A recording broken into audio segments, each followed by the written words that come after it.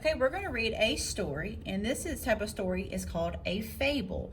Fables are very old stories that have been retold, and most fables include a lesson. Right. Long ago, two boys were born in a small village in China. Their parents named their firstborn son Tiki Tiki Timbo, Mary Berry, Tip Top, Silly Billy, Flip Flop, Bushberry, Bimbo. When their second son was born, they had a favorite name left, Chin. At last, the brothers were old enough to play outside by themselves, but their mother warned them, do not go near the deep well, or you will trip and fall in. One day, when the brothers were chasing a kite, Chin tripped and fell into the well. Splash! His older brother raced to yell, "Mother, what had happened?"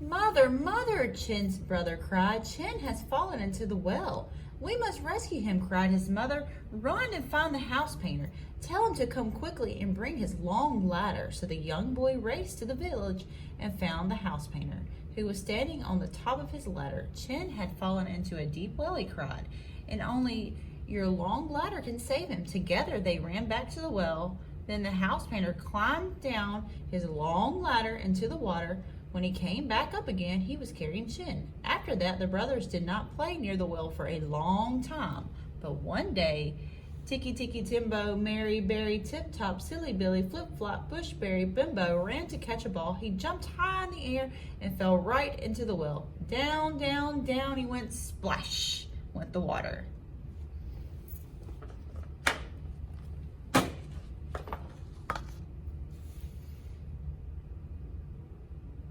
Chin ran to tell his mother. "Mother, mother," he cried. "Tiki Tiki Timbo, Mary Berry, Tip Top, Silly Billy, Flip Flop, Bushberry, Bimbo has fallen into the well." But his mother could not believe her ears. "What did you say? Tell me again." So Chin took a deep breath and said, "Tiki Tiki Timbo, Mary Berry, Tip Top, Silly Billy, Flip Flop, Bushberry, Bimbo has fallen into the well." "We must rescue him right away," Chin's mother said. "Quick! Find the house painter. Tell him to bring his long ladder." So Chin raced to the village to find the house painter. By the time he found him, he could barely speak. "Oh, honorable house painter," he cried. "Tiki Tiki Mary Berry." Chin stopped and took a very deep breath and then started again. "Tiki Tiki Timbo, Bush, Flip, Hop." Chin stopped and started to cry. He could not say his brother's long name. "What are you trying to tell me?" asked the house painter.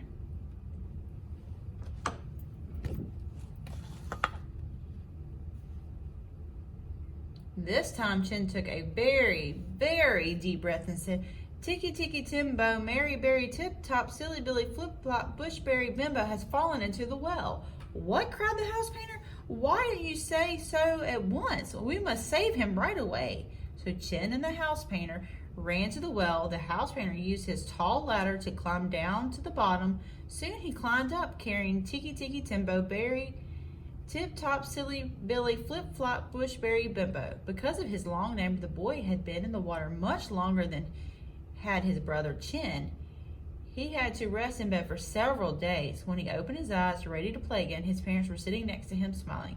"We have something to tell you," he said. "From now on, we will call you only by your first three names." And so from that day on, he was known as Tiki Tiki Timbo.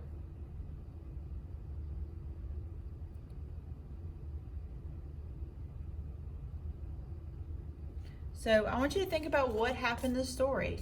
What happened in the story? Who fell into the well first? Who fell into the well last? And what happened at the end of the story? So think about what happened in the beginning of the story, the middle of the story, and the end of the story.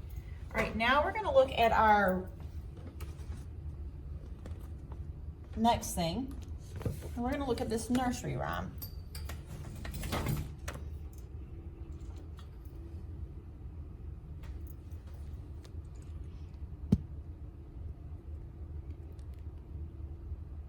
Get it where you can see it.